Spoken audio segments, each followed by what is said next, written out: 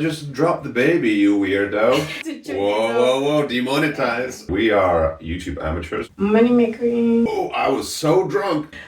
I'm scared. The baby's terrified. Pretty disappointing season. It's just cringe. It's absolute cringe. Yeah.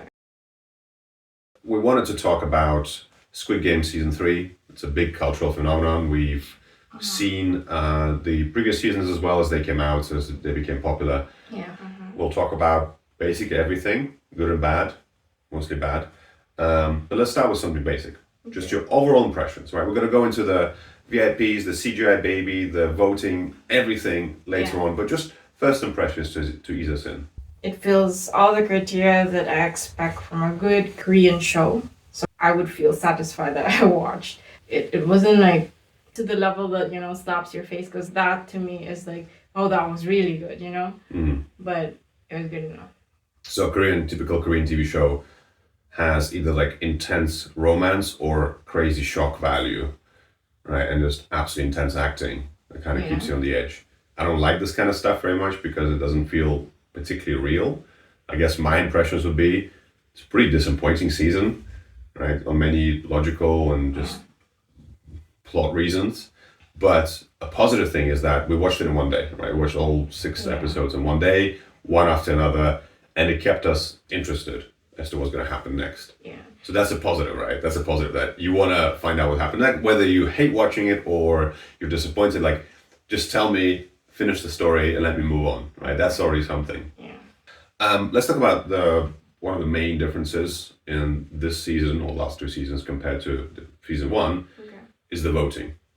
That all the contestants voted after every single round. Yeah. Right. And especially in last season, that took a lot of time. Yeah. They've streamlined it this season, but they're still trying to keep us suspenseful that, are the game's going to be over or not. But it's never over. Yeah. And as the show continued, the voting became more and more nonsensical in my mind and just played no purpose and felt very, very unrealistic, right? Yeah. So the way I saw it, all right, just thinking about it, I feel like it was a way for to show the development of the character. Forget about Chugi. People get Chugi. Chugi. Okay, right. Yeah, an interesting point. We are YouTube amateurs, right? And our opinions are pretty much worthless for millions of subscribers. But we don't know if you can use the word KILL, right? You're just spelling it out. Yeah. Okay, fine. I don't think it will be tough. So we don't know if that word will trigger the algorithm in a poor way, right? And we are such amateurs, we don't even know this. I understand you can't use it in context of threat and stuff, which obviously we're not. We're just talking about a TV show.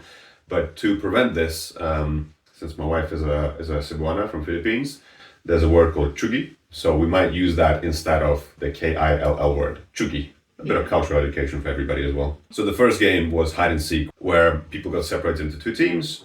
And they have to chugi each other, right? The blue team has to hide, the red team has to chugi the other team.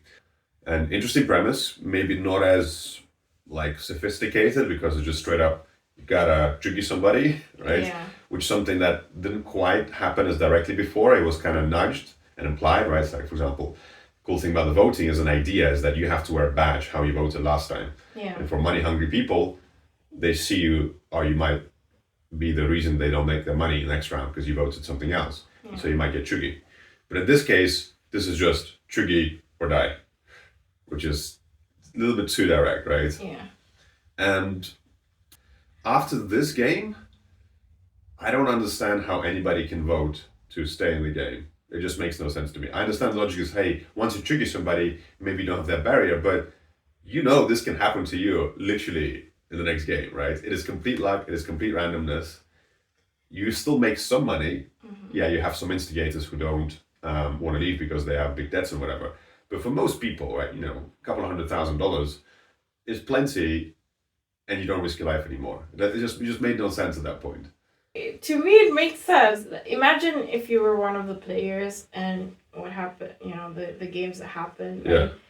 I would feel depressed. I would feel lost, right? Yeah, you're right. Okay, I think of it as a distribution, right? There's going to be some proportion of people who say, I don't care, no matter what, right? I want to go through with this. You can't change their minds or whatever. For majority of people, it's like, the reward outweighs the risks, right? That's why the front man for the last game said, oh, they're still going to vote to stay in the game, even though, right, they can just split the money right now and there's plenty for everybody, is because we're going to tell them that in the last game, they can just vote out the person they don't like, so they can strategize. So that implies that these people clearly still have a calculation that have risk reward. Yeah. And for earlier games, right, the games were not as punishing, and you could think, hey, if you're strong and you can stick together, then you can survive, right? And all the weak old ladies and grandpas and whatever will probably get stuff. But after the game, where it's literally 50-50, right, you either have to chuggy somebody or you get chuggied. Even if you chuggied somebody with pleasure and you enjoyed it or something, you must understand very clearly, right, as you're stabbing somebody to make your money, that this could be you, literally. Because this person, you hang out with them 2 minutes ago, and now they have picked up the blue team instead of the red team, and that's it, it's tricky. Yeah. And for those people, like, the risk is clearly much higher now, because the game is now just pure chance. Don't forget that these people were picked, like gamblers, right? Where I feel like their mindset, like on average, is like, my eyes are on the reward rather than... Maybe, but I don't want to demonize a group of people and just like, oh yeah, if you're a gambler, then you are such a degenerate that you are prepared to chuggy everybody until like it pushes beyond the line of believability, right? I believe some people will take these stupid risks, but I don't believe the majority will take that risk, or even half take that risk. But I guess what I'm saying is, like, the first thing that you think of is not that, oh, I'm gonna get chuggy. You don't think that that's gonna happen. Like, people are so optimistic that that's not gonna happen to you, you know? Okay, so I think that's the fundamental problem with why the show, the second season and third season, really like defied belief in my kids, right? In the first season, they play this hide and seek game, and people get chuggied by guns, right, in a big field, and it's such a shock to everybody, as it should be, that majority vote to leave. Okay, it's 50-50, and the chairman is playing the game, and by the way, spoilers, obviously, and he cast the deciding vote. Okay, right, it's kind of crazy that half the people who just witness absolute mass chugging, right, with guns, are like, okay, this is worth it. Like, a gambler at least believes they're in control somewhat, right? They understand the rules of the game. But if they don't know what game they're playing, and the stakes are their lives, like, it is, the self-preservation has to be higher. You don't have control. Like, you want. No, but at least you know the game. You know the game, right? Is it a slot machine, or poker, or blackjack? Thing, right? Like, I don't know. It'll be exciting for some proportion of gamblers, but most gamblers, they want to go and do the same thing over and over. There's a certain type of pleasure in it, right? And you take the risk and you feel better. But this is like complete unknown, and the stakes are so high, and you already seen the consequences. You don't even know the rules, right? Yeah. You know that you're held captive by dudes with guns. Like, it's just way beyond, right? Like, the show didn't ease us into that. It just thrown people in and said, you want money, or you get triggered. And I'm not going to tell you what's the next game going to be. Yeah. And that feels too much of a stretch for me, especially when you cross that line. Okay, let's try to justify by saying, well, just have to follow the rules, right? The week. But now it's literally 50-50. Yeah. Chuggy or be chuggied. Yeah. And that's not a game anymore, right? There's very little skill.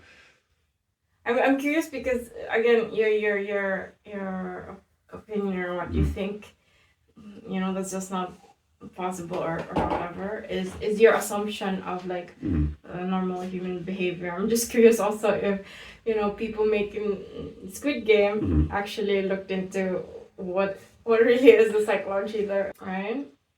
Yes, like, these people exist 100%, but they're individuals. They're one in, you have 100,000, 1 in a million, right? The people that we saw, there was all sorts of distributions, down in the luck, desperate, the mother and her son, the gambler, right? Or like, the father of the daughter has leukemia and stuff, right? The North Korean army lady plotline. That's more normal. Like, you'll prepared to take some risks because, you got into gambling debt in the first place, but not much beyond that. Okay, the guy who owns 10 billion won or whatever, millions of dollars, he might do that, but most won't. To me, it makes sense if you say it's just like a portion or like a person, or how many percent of total population takes that way. And all right, you just went on a rampage to trigger some people, unless you're a weird druggie like the guy, right? Yeah. I feel like, hey, this is such a shock to your life. Yeah. And I mean, it's possible that some people are like, yeah, I love it, I want to do more of it, right?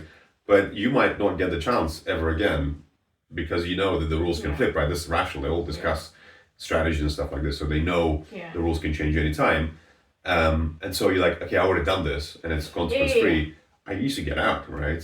I Again, still you're- make a lot of money. Yeah. I'm already lucky. Again, you're thinking the way a normal person is think, and if we go back to the thought that, hey, if these are, the outliers or the weirdos, okay, 450 out of like what population? That's a good enough sample that makes sense. That, yeah, I think that's to me. If I justify it that way, then it makes sense. But obviously, what you're saying, I do understand. Like if it's just like a group of people like that, Like it doesn't. the old guy who was in debt, right?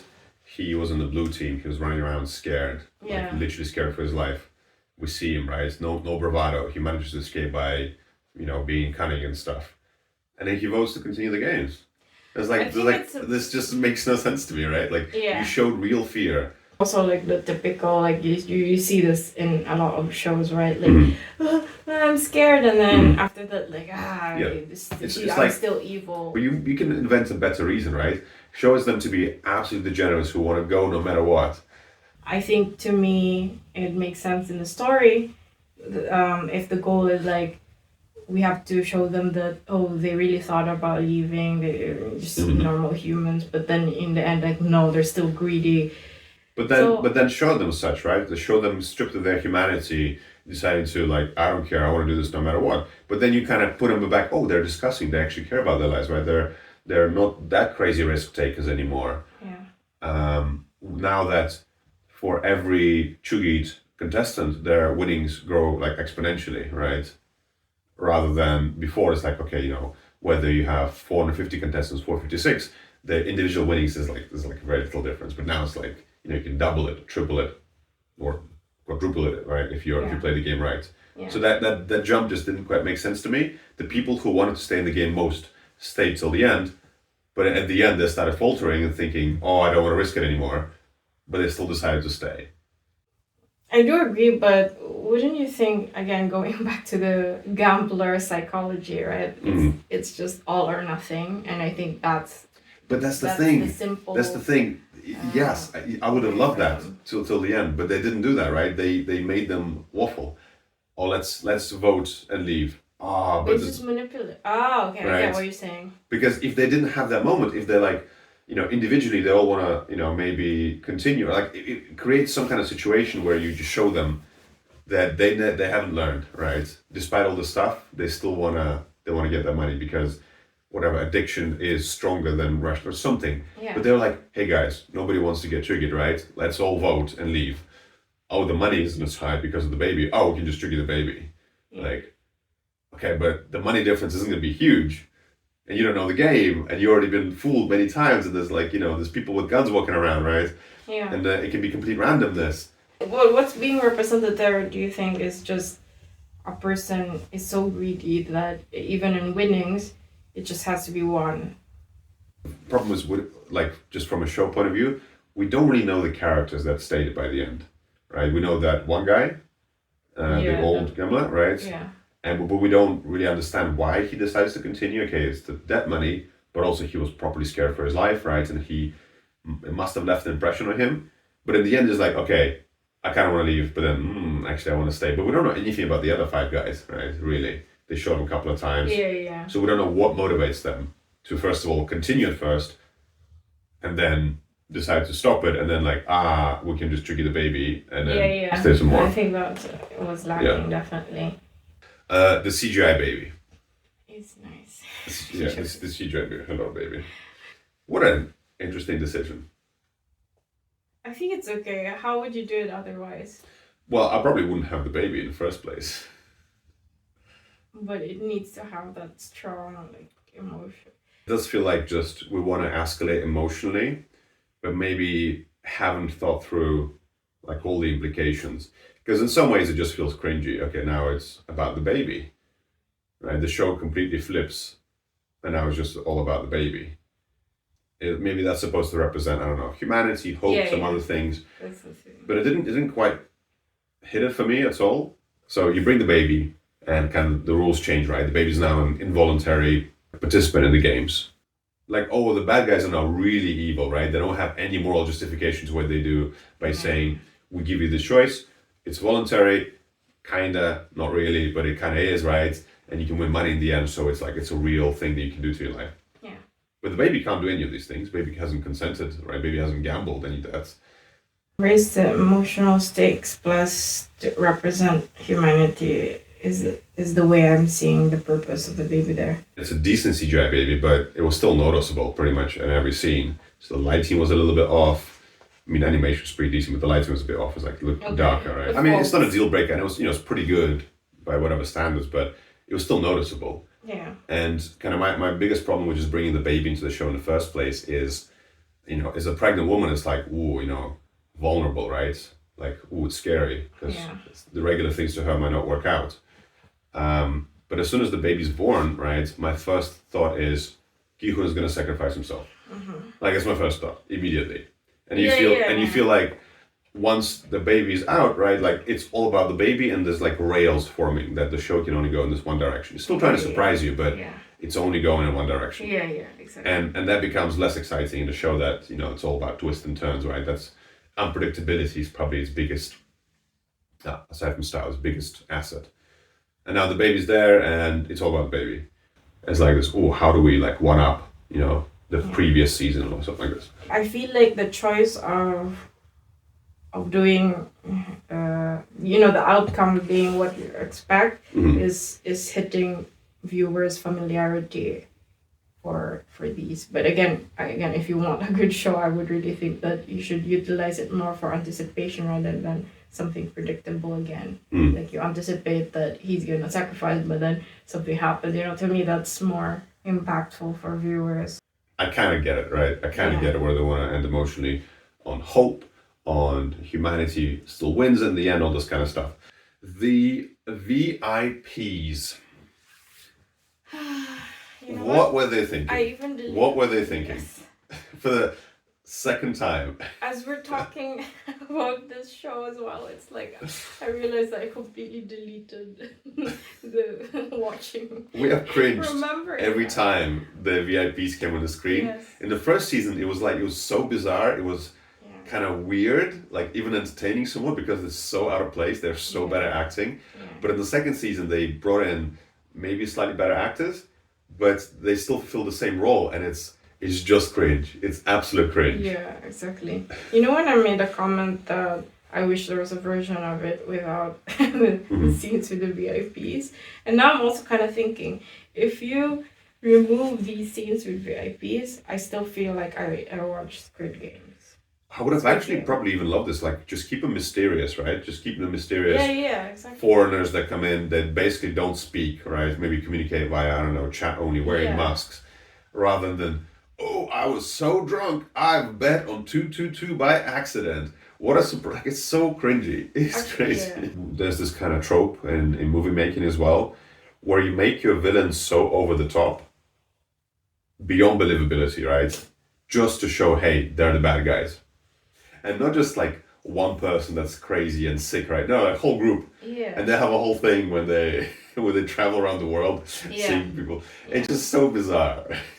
Yeah, it is. And also, what's with the voices also? It sounds like it's being replaced. No, definitely. I feel like ADR, right? What's that? Especially the Chinese lady. I think it's Chinese. She's speaking Mandarin. I couldn't make a difference. It feels like she's like a voice actress for some anime, and when you listen to her speak, it's like she's. Okay. I mean, it felt like it. I don't know, right? Yeah. But she's got that distinct voice, and what I don't like is that it feels like she was speaking right into the microphone for an ADR for added lines. Yeah. And I'm listening to that. You hear the frontman speak, and they kind of normalize the audio that it sounds like maybe you're in the room with him. But with her, it's like she's whispering in your ear, speaking right in your ear. Okay. And that feels like, uncomfortable, right? Because I'm seeing her in the distance, sitting in the chair, but she's speaking right into my ear. Yeah, and then and you have the host who, whenever he speaks, it seems like the audio is different. Yeah, they still do the ADR because obviously he's wearing a mask, right? They can't record the lines on set. I see. But they just do something that, they put more they lower the high frequencies, they make it more bassy, like they're doing something. But with these the VIPs, the foreigners, Yeah. it's like voice actors in a booth speaking to the microphone, 5 centimeters, and then blasting to my ear. I don't understand in a show full of gore and like disgusting people, they can't show them truly properly disgusting. Either keep it mysterious, or yes, these are the kind of sickos Yeah. that will enjoy this, right? Rather than just Yeah. this. I drink my tea with my pinky up, and I want to see babies fall. It just felt so silly. Yeah, like, I kind of see the Korean culture element in it. That's how they see. This is how Americans act, which is funny to me. Moving on to, well, let's talk about Korean acting. Right, just the style of over the top. It's something that I don't think I can properly enjoy. It feels like theater acting on TV, right? Like imagine you go to a theater, musical, and you see people go, hoo, hoo, hoo, hoo, right? Yeah. Like really intense, really strong gurning facial expressions, right? Making faces and intense. And it kind of works for some characters, but it doesn't work if everybody's like this, or most people are like this. And I watched this. VIPs. Yes, and I watch this and it becomes tiresome because, again, I don't see real people after a while. I just see caricatures, cartoons, essentially. Yeah, when you mention cartoons, right, it kind of makes me think, yeah, it's definitely has the same feel as how you describe it, anime, right? Like, we got to a point where, this is cringy now, and I'm curious if it's just we've grown out of the initial appeal that it was giving. It kind of makes me think, let's say, with Squid Game, it's part of the appeal because of the Koreanness, right?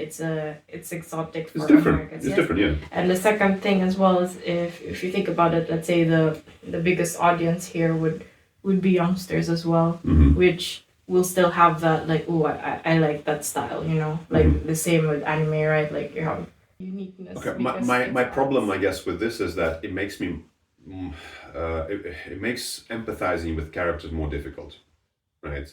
Because I don't think you can remove yourself from watching a TV show or a piece of media and seeing people suffering and say, like, what would I do, right? What would I think? What would I feel? And you have to understand, obviously, you are not the characters, but if you've presented me a person, they can't be so unbelievable that I cannot empathize with them at all, right? Like let's say that old guy who owed a bunch of money, and I can empathize with him at first. I understand why he wants to continue the games because he's so much in debt, right? He either needs to get the money, or being chuggied is maybe not a bad alternative for him. Yeah. Right? But we get to a point where he can pay 70% of his debt, right? He can get his life back on order. Yeah. He experienced crazy trauma and he is like clearly terrified, but then he doesn't, right? He still like pushes like, yeah, we can chuggy the baby, we can do this, we can do that. That to me is so unbelievable because it's also part of the theater acting, right? We're just like really terrified.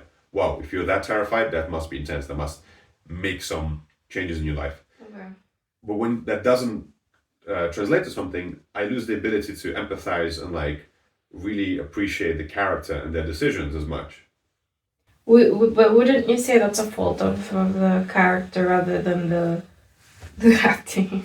Well, the acting is consistent, right, with how other actors do this as well. Like, it's not just one guy. If it was just one guy, I would say whatever, move on. But there's other characters, right? The crazy religious lady, right? She goes over the top, like, okay, but it kind of makes sense because she's a crazy religious lady. But then you have her acolytes, right? The people who follow her, and they also act like completely crazy. Like, yeah, maybe people like that exist, but I don't, like if everybody's acting crazy at all times or most times, then I don't quite believe it, right? Or the son of the mother, right? The gambler, he's so pathetic, but he's like incredibly pathetic at all times. Yeah. Right. Or like Thanos. Right? Yeah, it's great. It's fun. It's crazy. But you can't have everybody acting like that. Because if everybody's crazy, then nobody's crazy. Again, he took it over the top and stuff, but like we need to have this, like most people need to be fairly normal so that the outcast and different characters really shine.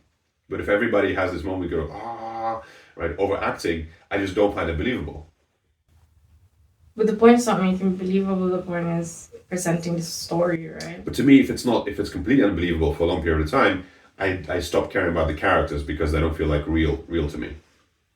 I think cranking up the characters as well. It feels like a little bit of effort to make it comedic, and if you add that, maybe their thought is like, oh, we can make it slightly entertaining. And I'm also kind of suspecting that they have to do that, especially that they've already stretched out, Okay. the first season for no reason. Like that was so annoying, right? Like to me, like okay, how do we keep viewers on? Let's crank this up and make it slightly comedic.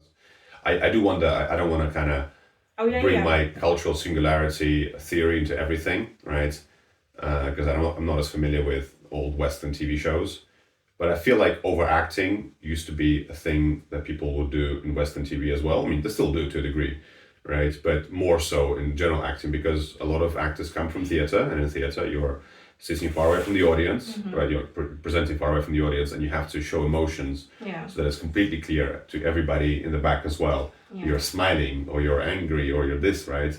And you take these people who are actors, you put them on TV, they do something similar, right? And over time, you have basically two separate trees entirely, theater actors and TV and movie actors, right? Which kind of do slightly different things. In theater, you can't get a close up. In TV, you can get a close up, right? So if the camera just focus on your face, and then every subtle emotion, right, can be portrayed on full screen right there in people's faces. I'm wondering if, like a lot of Asian TV and cinema, has kind of come going through the same thing, or is it just a completely different cultural landscape, right, that requires different things for people to expect. An interesting thing about season 3 is that it came out only 7 months after season 2, and it follows along immediately from season 2. There's no break, nothing's happening between, right? Season 1, season 2, there's a clear break. Gi-hoon is doing his stuff, right, and trying to find the owners of the game. Season 2, season 3, it's straight away, one game finishes, next one starts. What's your impression on that? Was that a good decision to break the season up that way? I think that it was really solely for money making. No, it felt like a totally marketing reason. Or maybe you're right about the CG edits and The CG baby took 7 months. Don't just use the stuffed toy like we do. That's why. Hold on. Yeah, I would say don't do that. TV shows. It's I mean, I don't know how much more money you're gonna make. Netflix doesn't even make money on these things. It just wants to keep subscribers on. I guess maybe that's the reason, right? Yeah. Don't cancel your subscription. Yeah. Maybe, I don't know, June is the time where a load of people renew or not renew, and God. maybe there's some kind of that logic because they spend a lot of money marketing. I see all the videos on the internet, right, and doing the jump rope game in Thailand and all this kind of stuff. Big things in Korea as well, big parade. So maybe it's that, just to make sure people keep renewing their subscription.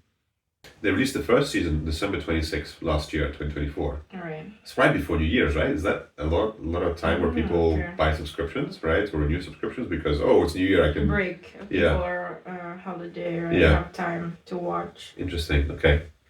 Oh my God. Yeah, I don't think it works artistically for me, but maybe it's a purely business decision. Yeah, I would think. So the North Korean lady, so she's a guard, and she works at a theme park or something. She wants to make money to find her son that separated when she fled North Korea. The point is, she comes back voluntarily. She has no family. She's Right. trying to find a family, but she has no family. And so if she doesn't want to do this, she can run away somewhere, right? But she doesn't. She voluntarily goes to the container to become a guard, and then she juggies people left and right. But her line is that, yeah, juggies fine, right? But don't take the organs out. Yeah. And her flipping point is that when she sees the father of the girl with leukemia that she met at the theme park, and the father presumably doesn't have money for treatment. I didn't know Korea doesn't have a healthcare system, but whatever, fair enough.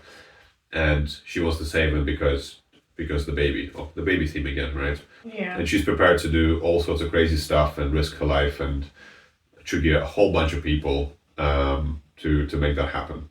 And she's about to chuggy herself in the end, Sui chuggy, right? Holding a gun to her head and seeing Gi-hoon with a baby on the ledge in the final game. And Gi-hoon, spoilers, didn't do it. He didn't throw the baby, and then that gave her the hope to continue living and looking for a son or something.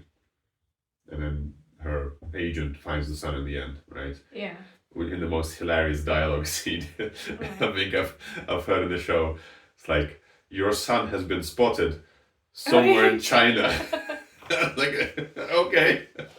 An Asian looking person. Okay, Koreans and Chinese look different, fair enough, right? But an Asian looking person somewhere in China, in the most second most populous country in the world, right? Yeah. Has been spotted somewhere in China. It's such a, like, we need to end the season on a high note. Just not gonna think through. Oh my god, like how huge, that's kind of crazy. China is as well. And then she just decides, like, okay, I'm gonna fly. Yeah, I'm not being scammed right now, but Exactly. Hey, I'm your long lost son. Can you send me some money first? Also, I guess what didn't work for me, I didn't really care about the character at all, right? They show her, okay, yeah, clearly she's damaged, right? I don't know, North Korea, maybe South Korean shows always need to have a North Korea person, right? For like, ooh, it's kind of exotic, right? What are they like?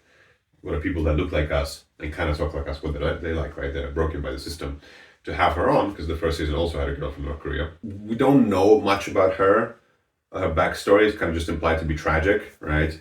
But I want to sympathize with my character. Okay, is she forced to be a guard? I don't know. Just like, it's not distinct and clear why chugging is fine, but organ harvesting is not fine. I think because people are suffering and it's like torture. You're prepared to end their lives, but not end their lives before you can take some organs and give them to other people, presumably, right? Because presumably they'll be actually saving some people, horrible, illegal, whatever, but they'll do some good instead of being tricky. So I'll be the executioner, but anything more than that, no. And it's just like, I don't sympathize with her, and so this whole quest around what's happening just didn't care very much, and it just felt like it didn't really tie with the rest of the show. Didn't have an impact. I'm with you. Like it wasn't clear to me as well, the whole motivation with her. You have these two characters, right? Mother and son. Son is a gambler. He owes a bunch of money. Mother knows this, and she wants to help her son, so she enlists in the games. And unknowingly, son also enlists in the games because he wants to pay his debts. Son is pathetic. He's a bit of a degenerate, right? He's weak. He's pathetic. Mother is like pretty strong, but she really cares. Her fault is caring too much. And throughout the games, kind of, it's implied, you get the signals that the son is gonna, make some stupid decisions, and he's so weak and pathetic, he's gonna sacrifice his mom to keep on living, right, in his pathetic life. And when the game starts, the hide and seek game, where you have to choose the team, red and blue, and shoot each other or hide. My first thought is, wow, he's gonna, once he convinces her to switch teams, the son is gonna trigger the mother, 100%, right? Like, this is where it's going. Yeah. And you have this twist where no, she triggers him instead because he wants to trigger the baby to survive, right? And she says, no, trigger me, and he says, no, I can't trigger you, you're my mother. Like, okay, it's interesting little choice there, right? Yeah. No problem there. Then that night, the mother realizes that protecting the baby is the most important thing, and so she tells Gi-hun to do that. And then she triggers herself in the morning. Now that made no sense to me. If your goal is you're prepared to sacrifice your son to protect the baby, just see it through. Do it yourself, right? Yeah, convince other people, but do it yourself as well. But that's the point, right? It was like hypocritical of her. Like, you must protect the child at all costs when she didn't. If they didn't show that scene of her telling Ji-hun, protect the baby, and she triggered herself, hey, makes perfect sense, right? Mm-hmm. Like remorse. But no, she found a reason. She found a reason to focus, right, her hopes on for the baby, see it through, and then Chugi, if that's how you feel. Okay. So that just felt a bit like cheap to me. And also when she was giving this character speech about her son, all this kind of stuff, it felt so uninteresting. I mean, it's a good emotional speech, but it's like, this character who's pathetic, I don't care about. Why am I learning more about him after he got triggered? Not before, right? I think we skip half the conversation because it's like, get to the point. So felt kind of, again, not super consequential. Okay, the detective storyline. The detective who spent 2 seasons on a boat looking for the island, finding it in the end, in the last episode, seeing his brother, not talking to his brother, and achieving, I mean, a lot and also nothing. Called in the Coast Guard, and that forced the frontman to blow up the game, but also nothing in the sense that all the people got chuggied. He got there right at the last second. It felt like it was another tactic to stretch it out. That's his story plot. That's kind of my main maybe criticism, is that we find out the captain is in cahoots with the frontman in the games. Seeing our characters finding it out is kind of just painful, because we know as an audience, right? Yeah. And it takes them until like a penultimate episode to do this stuff. Yeah, the show really needs to catch up, right? Yeah. And you can do interesting things around, now that we know the captain is the bad guy, right? That how he operates, like let's follow him. Yeah. And the detective storyline is literally just like, okay, it's not this island, let's go somewhere else. Okay, boys with machine guns, let's go somewhere else. Okay, it's not this island, somewhere else.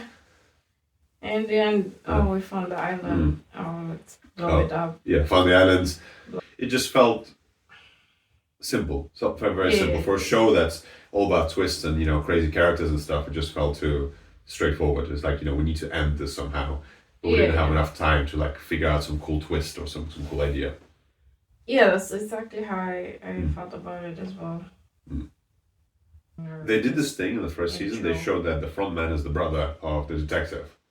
It's like, whoa, right?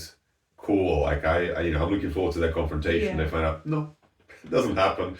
They look at each other from a distance, right? The front man is holding the baby, and the detective's holding a gun, and that's it, right? Yeah. Like, he's a good guy. So, anyway, I don't know. It's just anticlimactic. Yeah.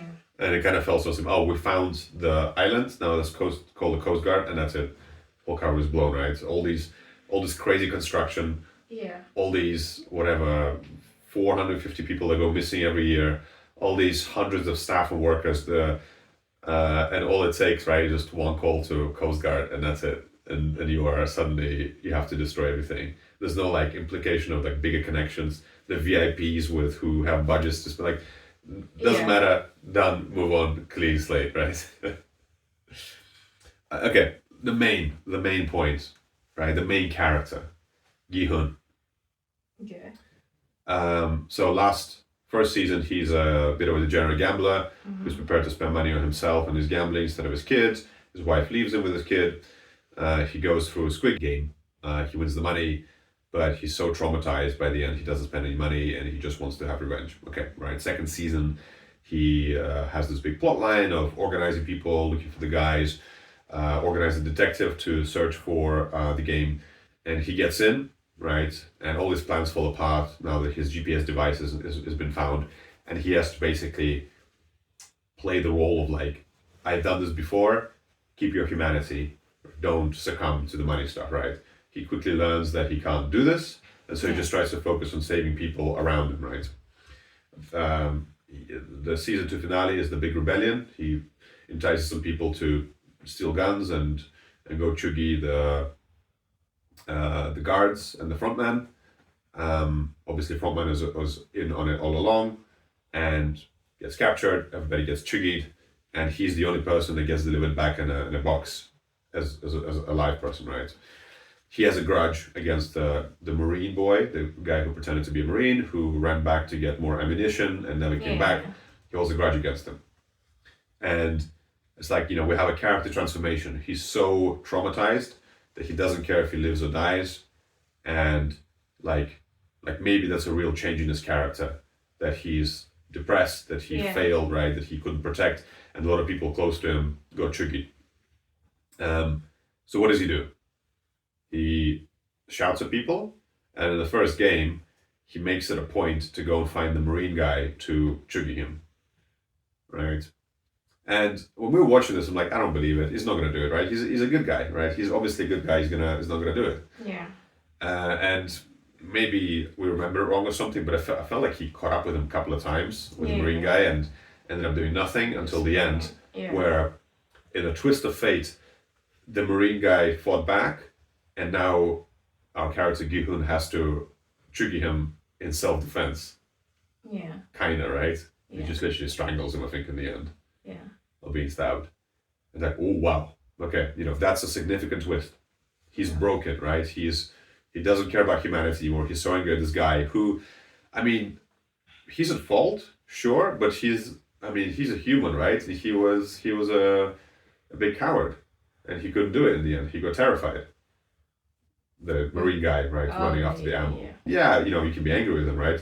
But wanting to chugi him for that, for wanting to preserve his own life, it's kind of crazy. It's kind of over the top. Did it make sense in a way that why do you have to put several scenes where they're Tom and Jerry like running around? You could probably show us one or twice, right? Mm-hmm. To just deliver the point that like us thinking that no, he's not gonna do it. He's a good guy, and then he fights back. I just want to talk to you. I just want to listen.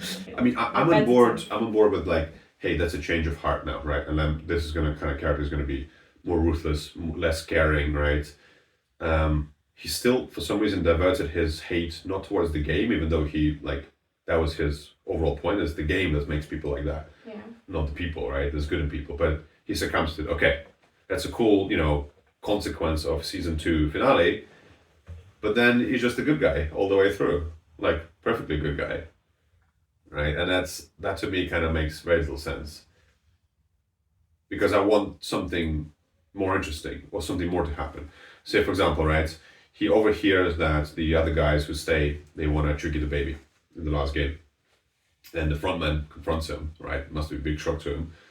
Tells him, hey, triggy, them, and you can stay alive when the baby stays alive. Awesome decision, right? Yeah. Okay, maybe in that moment he realizes he's been played, because he shouldn't have triggered the marine guy, because the frontman lied to him, kinda. Yeah. But also the frontman's right there, and there's a knife, and the frontman says, dude, you can do whatever you want, right? Yeah. And he doesn't do it. And to me that makes no sense, right? You either try to trigger the frontman, or you try to trigger the other contestants who clearly vocally said, we're going to trigger the baby. And he doesn't do either of those, and he still has to trigger the people in the end anyway, knowing that that's what they're going to do. So like, what is the character growth and development? You either hate the game, or you hate the players, right? Or you do both, but now it's kind of neither. I think it makes sense again with the character of just not being able to decide, and I just don't want to trigger anyone.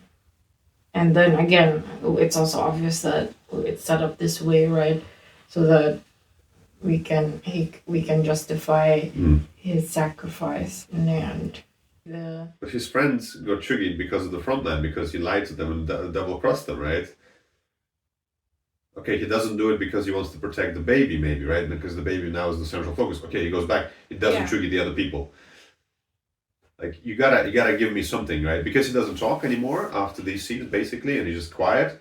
Like, I can project any motivation, but either of them seem just as plausible, but most of them just make very little sense to me. They're also sticking with the choice of let's keep it simple, right? It wasn't clear exactly what he wanted, right? He's prepared to sacrifice himself, which is cool. It's probably the right thing for his character. But if you're prepared to do that and then trigger out of revenge, and then the other things shouldn't be out of the question as well. At least show me attempt, right? Maybe trigger one, have remorse, and don't do that. Like that could have been an interesting choice. Oh, I guess a good point there as well. I think we had the thought when watching the finale was when it's just them left, him and the baby, and the timer counts down, right? And he needs to make a decision. Like, okay, it makes perfect sense that he would do that because obviously the baby is important to him. But what confidence does he have in the slightest that somebody's going to look after the baby, right? You're just leaving the baby on the gigantic platform, oh my God, actually, right? Yeah. People in the games, okay, maybe the frontman doesn't want it, but he doesn't know that. The frontman is lied to him, right? He pretended to be his friend and triggered his other friends, and they kept him alive. Like, maybe he's playing him, who the hell knows, right? And he's leaving this baby on the platform, and the games that clearly want the baby to, like, angry men to trigger the baby. And then like it didn't feel clean that hey, yes, I make this so that this thing can live, but you don't know that. He doesn't know that. He has no confidence in this. He believes these games are the most evil thing out there. Yeah. Wait out the timer before Chugi. Stop! You're the Cebuana. Speak the language. Yeah, it was obviously for dramatic reasons, right? Like right then and there, where realistically, you could just have waited it out. Yeah, like the system and the pieces weren't set up in that way. It was like, yes, it's a clear choice in the finale. Yeah, you had to make the VIP sale. Like, what is he waiting for? Yeah, just drop the baby, you weirdo. So, it wasn't as satisfying kind of as I hoped, exactly. Right? And if his main goal was to destroy Squid Games, the whole organization. Yeah. Basically, his choices stopped making sense in the last season. Okay, one last thing about, I guess, this episode, which really stuck out to me as like, this just stopped making sense, let's just be entertained. So the 6 men, they plot that, hey, we're going to vote out the other guys, right? Each of the thing, and that's it. And we're going to kick them out and we're going to share the money. When they throw the first guy out and then Gi-hun sticks with the baby, they're like, we can't throw him out because if we throw him out, he's going to jump with the baby, which, they should have really tested it. And otherwise, one of us is going to have to drop, right? This made so little sense. You have 6 grown men who stayed in the games and voted to stay in the games all throughout, prepared to sacrifice their lives, now are so weak and pathetic, they can't between themselves agree, we're going to throw the weakest guy off in the end, right? Like, how does that make any sense? They're all strong and they're all terrifying and they're all not afraid to chuggy or be chuggied. But in the end, they're like, we can't throw this guy from the ledge because we have to decide in the last round, one of us is going to have to fall. It just felt like so manufactured. They were prepared to sacrifice, they were prepared to do whatever, they were prepared to chuggy multiple people. But now in the end, they're like, ooh, the 6 of us were best buddies, right? Like, no, of course you're not. Yeah, I totally agree as well. Just felt weak, It's like weird. a weak finale in the sense of the stakes are high, sure, but the decision making, right? Like, remember in the first season, right, when the game starts, they spent like half an episode talking about strategies and tactics, what's best, what's worse, what might happen, right? Yeah. And like by the end, we just skip all that, we just go straight to, okay, Yeah. Logic kind of flies out of the window. Yeah.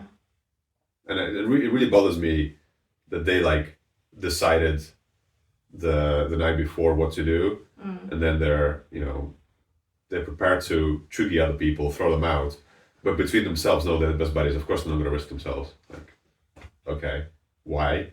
Like everything about your characters that led us to this point showed us that you're totally willing to betray each other at every point and opportunity, right? And chuggy each other. But now you're like, no, this is where we draw the line, right? We all care about each other. I just don't believe that. Again, it's that inconsistency, right? The decisions that led you to this point should have changed you as characters so that it makes sense why you make certain decisions. Yeah. But in the end, it really didn't. Yeah. So the front man took the baby and gave the winnings to his brother with the baby, right? So the detective has millions of dollars now and the baby.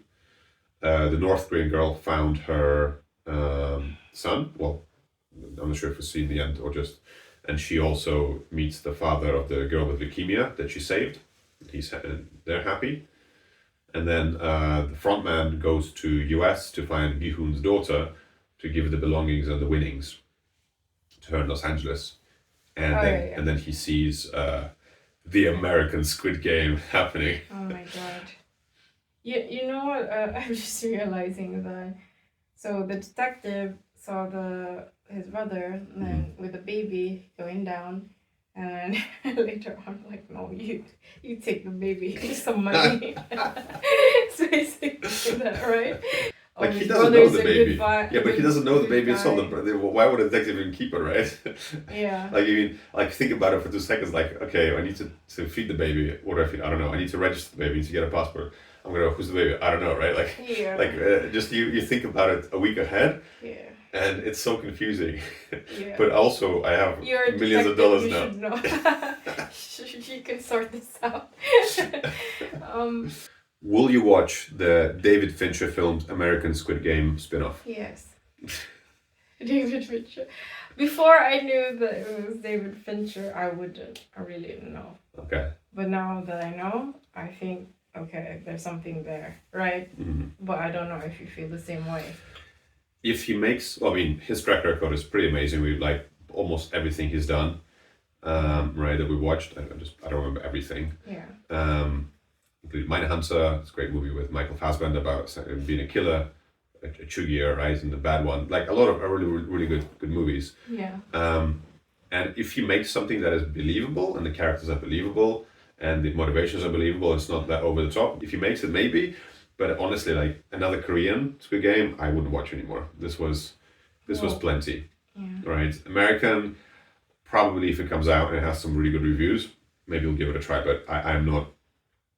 After this, it's like the cool concept has worn off very fast. If he has his own take with that, it's like clearer and it's more like dark. Like to me, that's interesting. Not that I like. It's just is everything that, okay right? with you? Everything at home? But let's say if he takes this on, but he's specifically told, or like he works specifically with like Korean person. Oh, we have to keep it like this, like that. I think that it's again not gonna be good. But if it's really like his own take, that would be super interesting to me. They just show that little scene with is it Charlize Theron in a suit playing Jackie, whatever the Korean game is called, right? With some big old homeless guy who like he's homeless but he eats 3 times as much as I do, right? And she beats him and slaps him. It just looks so cringy. It's like this is taking this Korean concept and putting it into a different culture, and without a lot of modification, it just looks so off. It looks so out of place. Yeah. Like it didn't give me feeling like, oh, I want to see that. Like that's a cool concept. It just feels like, oh, brother, don't try to milk this. I guess you're right. Unless they have Korean VIPs who act cringy in that way. God. Yeah, Maybe then- exactly.